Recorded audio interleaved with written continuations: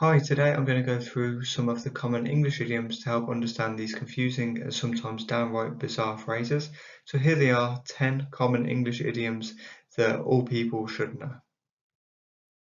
So the first idiom is "it's raining cats and dogs." This is quite a frustrating example as there's no logical way to work it out just by looking at the language alone. So to figure out this meaning, you have to look at how it is used.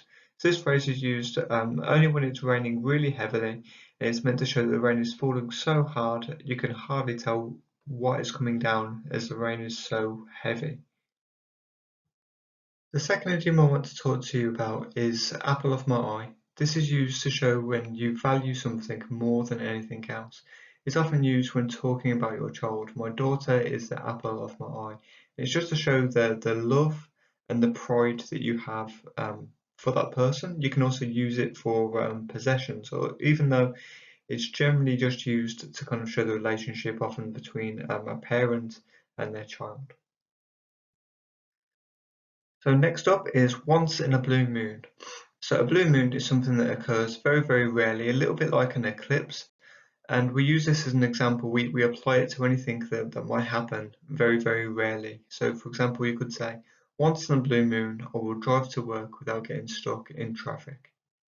Okay, and so we call this a figurative expression. All these idioms tend to be figurative expressions, which are things that we don't mean 100% seriously. They're just used almost for this kind of poetic effect to kind of create a deeper effect, a little bit of an exaggerated effect in your expression. So once in a blue moon, I'll come home and the house will be tidy, kind of thing. And it's just nice to kind of play around with English expression like this. Don't count your chickens before they hatch refers to not counting on something before it happens. You can use it to make sure someone doesn't get their hopes up. For example, if someone says that they've got the job that they just interviewed for without being offered the job, you can tell them not to get their hopes up so that they can apply for other jobs and that they can keep their options open. Um, I often see this in things like, I often assume that I'm going to receive a certain amount of money from a job or from something. Um, and it's good not to kind of count on that money, really rely on that money before you get it. So we use the expression, don't count your chickens before they hatch, because we don't know if that thing is going to materialize and really be useful to us. Don't bite off more than you can chew is about not taking on more than you can manage. Um, we can say that I've bitten off more than I could chew, so I've entered a situation that I can't handle. Um, or you could just warn someone, remember, don't bite off more than you can chew. Don't take on more work than you can possibly manage. It's quite a nice little bit of advice that you can give to people. It's quite a nice expression. A penny for your thoughts is a simple way of asking someone what they are thinking. Oftentimes you'll see someone with a frown upon their face. You might say, oh, penny for your thoughts. So, what are you thinking? Are you okay? It's based on the idea that you would give them some money to open up and speak to them, but you don't actually give them any money. So you can say, oh, penny for your thoughts, like, what's on your mind, what's bothering you. Um, just a nice way of getting people to open up and talk to you, really. The expression "kill two birds with one stone" means to show that you can get two things done with one action, such as taking your kids to school on your way to work. So you're getting those two actions done. So like the two birds would be the taking your kids to school and getting yourself to work, and the one stone would be the method of transportation. So it's just doing two things at once. So for example, like you might need to go to the shop and pick up something. You might also need to check on your friend. So why don't you tell your friend, meet me at this shop that I need to go. Why don't you come shopping with me? That way you're getting two things done with one action.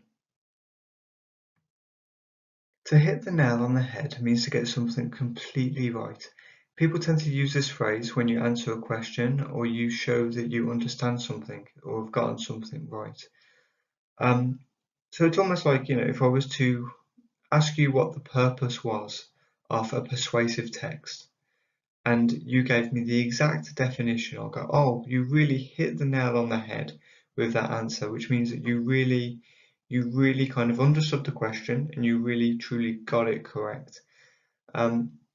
This is one of those figurative expressions, when you're hitting a nail in, sometimes you'll miss and it'll be completely, it's almost like misunderstanding a question.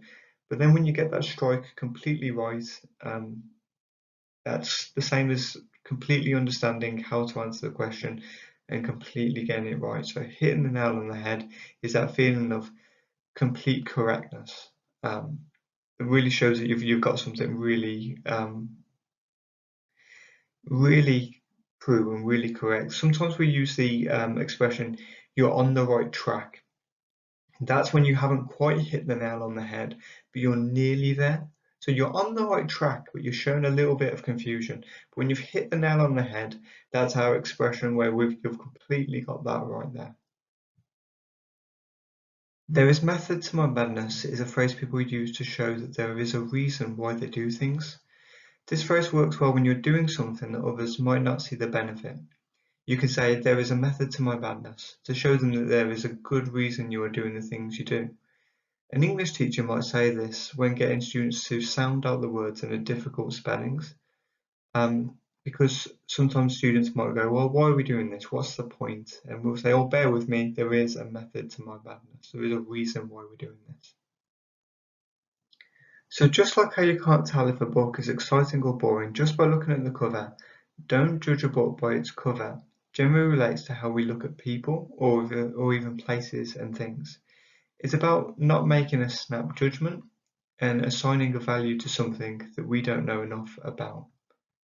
So for example, if you look at a very small car, a person might say, it doesn't look very powerful.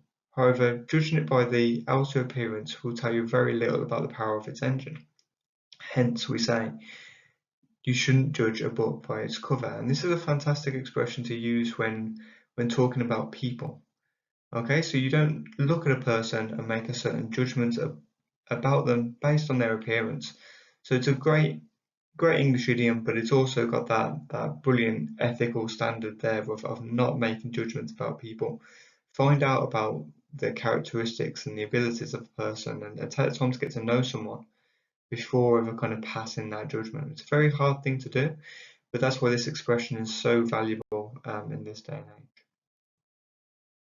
Okay, finally, I'd just like to say thank you for all the people who've subscribed lately. It really makes me feel good when I see those numbers go up. So if you've liked this video, feel free to like and subscribe or leave a comment down below. I'll even leave a transcript of everything that we've spoken about today because I know some of these idioms can be a little bit confusing at times. Okay guys, thanks for listening.